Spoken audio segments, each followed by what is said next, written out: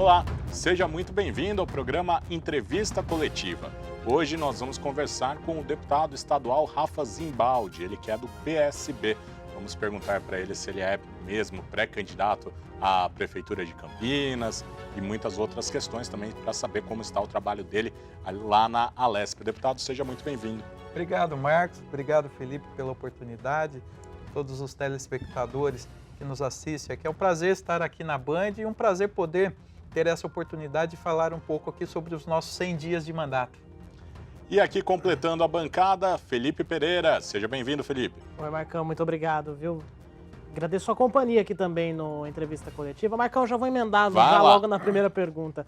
Deputado, a gente estava comentando aqui antes do programa começar sobre a questão do mandato propriamente dito de deputado estadual e a diferença que tem ser deputado no estado de São Paulo para ser vereador em Campinas. Queria, para o público em casa poder entender um pouquinho, a principal diferença entre um vereador e um deputado estadual, isso na sua ótica, enquanto representante da região de Campinas. Felipe, assim, constitucionalmente falando, né, falando aí sobre a questão de legitimidade, a diferença é que o vereador ele fiscaliza e propõe projetos de lei para o município e o deputado estadual fiscaliza o governo e propõe leis para o governo estadual, para todo o estado de São Paulo.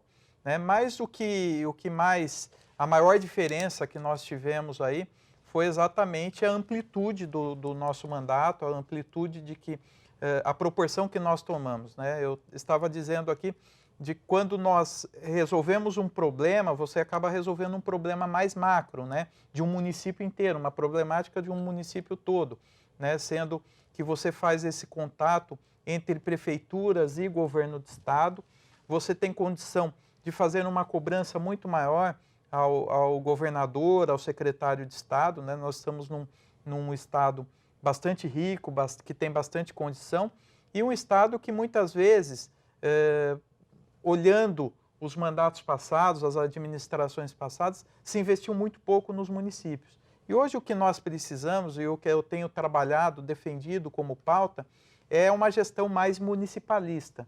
Né? Hoje, eu sempre digo que o povo não vive nem no estado e nem no país, ele vive nos municípios. Então, o problema de segurança, o problema de saúde, o problema de educação, ele está focado no município, ele está com o seu problema no município. Então, o estado ele precisa inverter a ordem, né? Fazer um investimento maior aos municípios, valorizando aí esse trabalho e essa regionalidade, né? E é o que nós temos defendido lá. Então, a diferença basicamente é essa. Quando você é vereador, você cuida de coisas mais de bairro, uma coisa menor. Agora, quando você é deputado, você se propõe a resolver problemas mais macros de um município inteiro. Então, o problema de saúde, o problema de uma reforma de uma escola, o problema de destinação de recursos. Então, para a gente é um desafio bastante grande. Uhum. O deputado, aqui na Câmara de Campinas, né, principalmente quando o senhor presidiu a Câmara, o senhor era governista, era apoiado pelo Jonas Donizete, também apoiava, né, o prefeito nos assuntos que tramitavam na Câmara. Hoje o senhor se posiciona como oposição ao governo Dória, como é a sua relação com o governo Dória e essa mudança também que tem como parlamentar, né, de ser um parlamentar da situação e de ser um parlamentar mais de oposição. Marcos, eu tive a oportunidade de ser vereador de oposição e vereador de base de governo e assumir nos últimos 4 anos, né, de vereador, eu tive a oportunidade de ser presidente da Câmara. Então, eu não tinha uma posição nem de governo e nem de oposição. Né? A gente sempre fez um trabalho aí de forma muito independente, colocando para que os vereadores pudessem aí fazer a sua escolha, a sua votação. Então, assim, eu sei diferenciar bem isso. Mas o nosso trabalho dentro da Assembleia Legislativa tem sido no sentido seguinte, de uma independência. Né? Nós tivemos aí uma candidatura do nosso partido, que foi o governador Márcio França. Ele teve uma eleição, ele saiu do puro desconhecimento, foi para um segundo turno e quase ganha a eleição, né? E nós, logicamente, defendemos um plano de governo. E o que nós temos feito lá na Assembleia Legislativa é um mandato muito independente, embora nós tenhamos aí se posicionado favoravelmente a alguns projetos do governador João Dória, no sentido de que é bom para o Estado, né? E essa abertura, junto com o secretariado do governo João Dória, o vice-governador Rodrigo Garcia, eles têm feito uma pauta bastante aberta. Então, isso tem feito com que nós estivéssemos próximos do governo, no sentido de não de ser governo, mas sim de poder fazer uma crítica construtiva, fazer apontamentos das problemáticas que nós estamos vivendo aí, não só no município de Campinas, mas de toda a nossa região metropolitana, de outras regiões, como presidente da Comissão de Assuntos Metropolitanos lá na Assembleia, é a segunda maior comissão dentro da Assembleia Legislativa, é a Comissão de Assuntos Metropolitanos e Regionais. Então, nós discutimos pautas da região metropolitana, não só de Campinas, mas de outras 5 regiões metropolitanas, mas também de regiões, como, por exemplo, aglomerado de Piracicaba, aglomerado de Jundiaí. Então, isso tem aberto uma possibilidade de levar esse posicionamento. Estive com o governador João Dória já em reuniões com ele, com outros secretários, com o vice-governador Rodrigo Garcia, para apontar aí os problemas. Então, nós temos uma visão de independência, não apoiamos a proposta de governo e sim apoiamos uma proposta diferente, que era do Márcio França, mas o que nós temos visto e as propostas que têm chegado até agora são propostas interessantes e que nós discutimos internamente na bancada e posicionamos, muitas vezes favorável, muitas vezes contrário, e muitas vezes nós construímos, por exemplo, projetos que chegam do governo, que é o caso da desestatização, que nós conseguimos aí fazer um desmembramento, e isso é um mérito da nossa bancada, da bancada do PSB, que não se posicionou nem contra nem a favor, mas sim no sentido de construir algo que seria importante e bom para o Estado. Você estava falando sobre questões metropolitanas, né? Região metropolitana de Campinas, aglomerado de Piracicaba, aglomerado de Jundiaí, região metropolitana de Sorocaba, todas as nossas cidades aqui de cobertura da Band.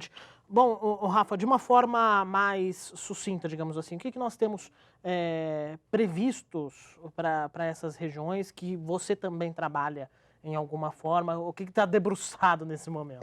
Dentro da Comissão de Assuntos Metropolitanos, o Felipe, nós discutimos aí várias problemáticas regionais, né? Não só da nossa região metropolitana de Campinas, mas de outras regiões metropolitanas e outros aglomerados. Mas nós temos nos debruçado em cima de 2 projetos muito importantes dentro da comissão, que é o bilhete único metropolitano, fazendo a integração entre o Intercidades e o municipal, né, que isso acaba facilitando para a população que mora em outra cidade da região, de Sumaré, Hortolândia, e acaba vindo para Campinas, e aí fazer essa integração é muito importante, e que nós, nesse projeto apresentado nosso, nós tivemos o parecer favorável do secretário Alexandre Baldi, que é o secretário de Transportes Metropolitanos, e outro que nós estamos debruçado também é o trem Intercidades. Um projeto que isso causou uma expectativa muito grande na população, porque é um projeto bastante antigo, e que agora está saindo do papel, ele já está tendo aí uma visibilidade diferente do que era somente o projeto, o traçado. Então, nós temos nos debruçado muito em cima dessa questão também, né, que ligará Americana, Campinas, Valinhos, Vinhedo, Louveira, Jundiaí até São Paulo. E numa segunda etapa, ligando São Paulo até a região metropolitana de Santos. Uhum. Agora, com relação ao trem Intercidades, a gente até ouviu comentários sobre isso no final do ano passado, no começo desse ano, de se aproveitar a linha férrea que existe hoje. A gente sabe que a linha férrea que existe hoje, especialmente aqui na região de Campinas, em Americana mesmo, em Sumaré, em Nova Odessa, um trecho aqui da cidade, é utilizada para veículos de carga. O que se discute com relação a isso? Vai continuar tendo carga e passageiro no mesmo trilho? Não é um risco, eventualmente, isso? Essa proposta precisa ser muito bem estudada, sim, mas, logicamente, é aproveitar a mesma linha férrea, né, sendo que nós temos aqui na região aqui concessões do governo federal e também você tem uma integração aí que precisa fazer entre governo estadual e governo federal. Eu acho, o Felipe, que assim, risco você tem como você tem, por exemplo, nas linhas aéreas, né, como você tem no trânsito, no dia a dia, mas logicamente que aí você precisa fazer essa diferenciação, né, você tem terminal de cargas, você terá o terminal de passageiros muito bem separados e logicamente trabalhando aí muito a questão da necessidade de um e a necessidade de outro. Deputado, vou fazer uma pergunta, mas aí vai ficar para o próximo bloco, que é sobre a saúde. Aqui, por exemplo, na cidade de Campinas, um dos problemas que a gente enfrenta em toda a região são as pessoas que são de uma cidade e acabam se movendo, indo para outras cidades para ser atendidas. Então, aqui em Campinas, por exemplo, a gente tem 40% dos atendimentos do SUS na rede municipal, eles são de pessoas que não são de Campinas. Como dentro da Alesp dá para se trabalhar para mudar essa realidade? A gente vai falar sobre isso, então, a resposta do deputado estadual Rafa Zimbaldi no próximo bloco.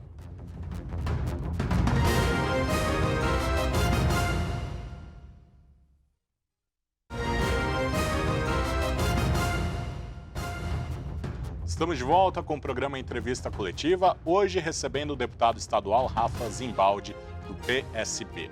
Deputado, no bloco anterior eu perguntei sobre saúde, que um dos problemas que a gente tem aqui na nossa região são as pessoas que são de uma cidade e se movem para outra para receber atendimento médico. Isso gera muito protesto, dos prefeitos, eles reclamam que acaba encarecendo o SUS. Como que dentro da Alesp o senhor vê isso e de repente poderia achar uma saída para esse problema? Bom, Marcos, eu agradeço a pergunta. Eu tenho feito um mandato muito voltado para a área da saúde, né? A área da saúde, Felipe, é um problema nacional, é um problema de todos os municípios e Campinas, a nossa região metropolitana, não é diferente.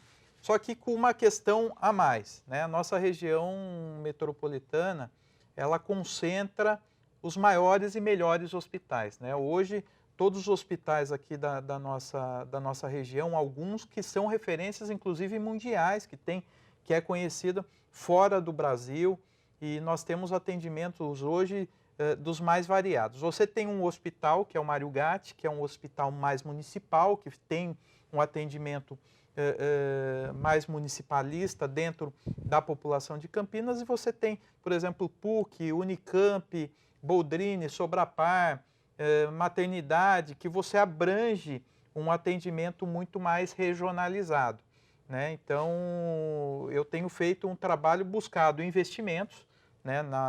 Nós conseguimos agora recentemente a liberação de R$1 milhão só para a área da saúde, destinando diretamente a esses hospitais esses recursos.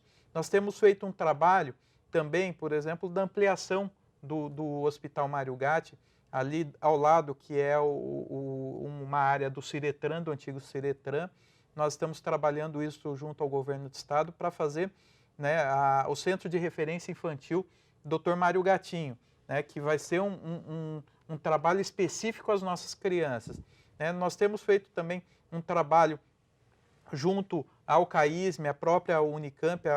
O CAISM, por exemplo, ele é o centro de referência à mulher, que tem feito um trabalho aí, não só em Campinas, mas, como eu disse, são 42 municípios ou mais que são atendidos só dentro do CAISM, né, que tem feito um trabalho fantástico, que nós procuramos aí fazer a destinação de verbas. Também nós temos aí um projeto de lei que está tramitando, está em vias de ser votado dentro da Assembleia Legislativa, que é o projeto Saúde Nota 10, que é a destinação dos créditos de nota fiscal paulista para os hospitais, né? Porque hoje se você não tem farmácia se você não tiver hospital, se você não tiver médico. E hoje toda ajuda na área da saúde que você der ainda é pouco. Nós temos uma tabela SUS muito ultrapassada, que ela não é reajustada desde 2010, 2011, e nós temos feito também uma pressão muito grande no governo federal para nós termos aí um atendimento de mais qualidade. Por exemplo, eu sempre pego como exemplo a UTI neonatal. Hoje, o SUS repassa ao hospital em torno de R$ 1.500 por dia em uma UTI neonatal. quando o bebê vai para a UTI neonatal, R$ 1.500 ele custa nas 3 primeiras horas. Então, assim, e aí os hospitais, principalmente aqueles que são filantrópicos, eles precisam buscar outras fontes de renda. E nós temos aí buscado ajudar esses hospitais. Nós temos um trabalho muito grande com a FEOSP, que é a Federação das Santas Casas de Hospitais Filantrópicos. Inclusive, nós estamos buscando, junto ao banco, o Desenvolve SP, buscando formas de financiamento, de recursos para esses hospitais filantrópicos. Para vocês terem ideia, muitas vezes as pessoas não valorizam as Santas Casas, mas as Santas Casas de hospitais filantrópicos são responsáveis por 70% do SUS em todo o país. Então, esses hospitais que são filantrópicos e que muitas vezes têm uma parceria com os municípios, com o Estado, eles precisam ser mais valorizados e mais reconhecidos. Não tirando, logicamente, o mérito dos hospitais municipais, dos hospitais públicos, como Unicamp, como Mário Gatti, mas você tem uma saúde pública de muita qualidade em hospitais que são parceiros dos municípios e que destina aí o seu trabalho à população, como exemplo aqui dos hospitais, Maternidade, Boldrini, Sobrapar, o Celso Pierro, a PUC. Então, assim, são hospitais que precisam ser valorizados. E nós estamos buscando esses recursos, né? Falando de cidade de Campinas, R$1 milhão e juntando outros municípios da região administrativa de Campinas, nós conseguimos aí a liberação de R$6.800.000. Agora, Rafa, você falou uma coisa que me fez lembrar da sua atuação como vereador aqui em Campinas, especialmente com relação à superlotação de UTIs. Não é de hoje que a gente vê. Aqui mesmo na tela da Band a gente mostra superlotação da UTI neonatal do CAISME, superlotação do Hospital PUC, superlotação do Mário Gatti. E muitas vezes todos juntos, E né? muitas vezes todos juntos, o que acaba deixando a situação ainda pior.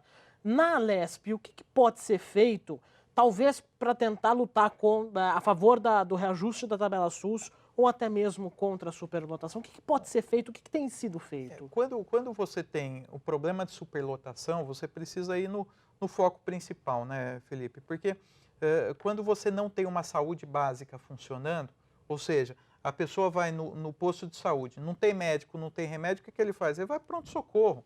É natural que isso aconteça e hoje de forma muito mais automática, porque a população já no receio de ir lá no posto de saúde, ver que... Já não quer nem perder o tempo de ir no centro de saúde. Acaba indo pro pronto-socorro. Então, primeiro assim, é um trabalho de conscientização e, logicamente, você equipar os postos de saúde. Você tem um problema, aqui em Campinas, por exemplo, nós temos trabalhado muito isso no governo do estado, nós temos a UPA Carlos Lourenço, conhecido como UPA Suleste, que há 2 anos ela está fechada, equipada, um prédio bonito, equipado, e não funciona já há 2 anos. Nós estamos buscando recursos, porque o difícil não é construir, o difícil é você fazer funcionar, né? Você colocar todo o custeio dentro do orçamento municipal. E nós temos que buscar parcerias, não só com o governo do estado, mas também governo federal e também governo federal e governo estadual, fazer um trabalho de investimento, buscando inclusive parcerias público-privadas. Campinas está ganhando aí uma AME do estado, um ambulatório médico de especialidade, ali ao lado do Mário Gatti, que vai ser referência, inclusive custeada todo pelo estado de São Paulo, né? Nós temos o pronto-socorro metropolitano, que vai ser específico para atender toda a região metropolitana que está ali no Padre Anchieta, e que nós estamos buscando, inclusive, esse custeio, essa parceria junto com o Estado também, além da UPA Carlos Lourenço. Então, assim, Felipe, nós precisamos nos debruçar em cima disso. Eu fui muito crítico na CPI das universidades, né? Nós vimos, por exemplo, a CPI da universidade dessa semana interrogou o reitor Marcelo Knobel, da Unicamp, e que, sinceramente, eu fiquei muito envergonhado de ver aquela cena do presidente da comissão da CPI questionando a compra de um tomógrafo para o Hospital de Sumaré fora do plano orçamentário dele. Ou seja, colocando o reitor e funcionários da Unicamp como bandidos, como se fosse aquilo lá, se fosse um desvio de dinheiro. E, na verdade, foi a compra de um tomógrafo de R$1,5 milhão. lógico que talvez não estivesse no plano orçamentário, mas foi uma necessidade do Hospital de Sumaré, que atende também toda a região. E a minha proposta para a CPI, muito prática, é o seguinte: os deputados têm emendas parlamentares. Por que não destinar aos hospitais, ao invés de ficar questionando aí quantas vidas esse tomógrafo que foi comprado fora do plano orçamentário, quantas vidas esse tomógrafo salvou? Então, assim, às vezes é uma coisa, são picuinhas, são coisas pequenas e que acabam se desvirtuando a função do parlamentar. Então, nós temos, por exemplo, discussões de outras CPIs, comissões parlamentares de inquérito, para falar, e acabamos não falando porque uma CPI como essa acaba tomando todo o espaço da Assembleia Legislativa e acaba indo em coisas pormenores e acaba não valorizando. Então nós precisamos, e eu tenho cobrado muito isso os deputados, se debruçar, né, e buscar recursos ao Estado e valorizar as nossas universidades, inclusive aquelas que são hospital-escola, como, por exemplo, a Unicamp, e nós temos também a PUC aqui em Campinas. Deputado, em política o calendário é um pouco diferente, né? 2020 já começou, as eleições municipais estão chegando e muito se fala que o senhor vai ser candidato a prefeito pelo PSB. Aí agora começou a surgir um burburinho de que o senhor estaria de saída do PSB, indo até para o PDT, conversando com o PDT para mudar de partido. O senhor é candidato, o senhor pretende mudar de partido e, ficando no PSB, o apoio de Jonas é um ônus ou é um bônus? Marcos, eu não tenho discutido essa questão política de 2020. Eu acho que essa questão nós precisamos, logicamente, no início do ano que vem, até porque nós temos o prefeito que está no mandato, nós estamos no nosso mandato de deputado, assumi agora, dia 15 de março, 100 dias agora recentemente.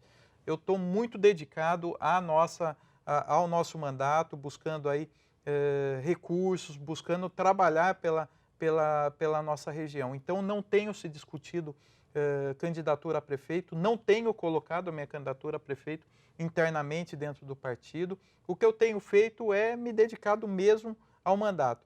Eu tenho a questão da fidelidade partidária, logicamente que muitas vezes a gente tem problemas partidários e isso é natural, né? Eu tenho me movimentado contra algumas posições, por exemplo, de alinhamentos que o partido tem feito em nível nacional, tenho sido muito crítico a isso, mas eu tenho a questão da fidelidade partidária. Logicamente que se isso ferir a conduta do partido, nós temos aí instrumentos legais para buscar, mas não é o caso, não é o nosso caso, nós temos aí feito um trabalho dedicado ao mandato. Então, quando se fala em candidatura a prefeito, não se discute esse ano, nós temos aí o ano que vem para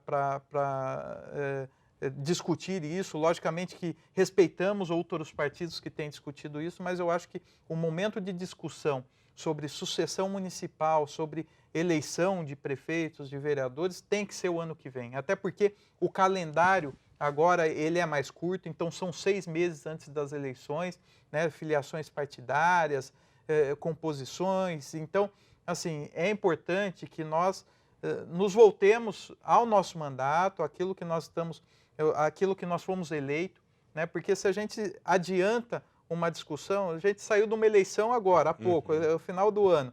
Né? Então agora é momento de arrumar a casa, é momento de procurar ajudar os municípios e aí eleição nós vamos discutir o ano que vem. E quanto ao apoio do prefeito Jonas Donizete, ou para o senhor ou para outro candidato do seu partido, o senhor avalia como ônus ou como bônus? Não, eu não vejo nem como ônus e nem como bônus. Eu acho que o prefeito Jonas é uma liderança política, foi vereador, deputado estadual, deputado federal e foi prefeito da cidade por 2 mandatos. É uma liderança política constituída, está aí. Logicamente que a gente nem sempre concorda com as mesmas questões, alguns pontos de governo, mas ele é o prefeito, então o posicionamento do Jonas eu não vejo como bônus ou como ônus. É uma liderança política constituída, assim como outras na cidade. Felipe, eu acho que não vai dar tempo de você fazer uma outra pergunta. Na verdade, essa questão da gente perguntar se o Jonas é um ônus ou é um bônus por conta de tudo que tem acontecido aqui na cidade de Campinas, o pessoal tem acompanhado no noticiário. De uma forma geral, o apoio de um prefeito que eventualmente não esteja bem acaba sendo ruim para um deputado. Felipe, Isso de uma maneira geral. O que eu vejo, assim, a dificuldade muito grande dos prefeitos, né, dos prefeitos de maneira geral, estar administrando hoje. Até porque hoje está sobrando muito pouco para fazer investimentos. Se você pegar o orçamento de um município, 50% 50% de folha de pagamento, 25% educação e mais de 30% saúde, você já estourou o orçamento da cidade. Então você tem uma problemática hoje que está colocada, que tem se discutido o Pacto Federativo e que nós, como agente político, precisamos discutir e pressionar para que essa inversão aconteça. Os municípios precisam receber mais para ter condição de maior investimento. Queria agradecer a presença do deputado estadual Rafa Zimbaldi aqui na entrevista coletiva. Volte sempre, a casa sua. Eu que agradeço, Marcos, agradeço o Felipe, agradeço todos que nos assistem e a Rede Bandeirantes por nos dar essa oportunidade de prestação de contas do nosso mandato. Valeu, Felipe. Até a próxima. Obrigado, Marcão. Muito obrigado a todos. Até a próxima. E a você de casa, uma excelente semana. E até a próxima. Tchau.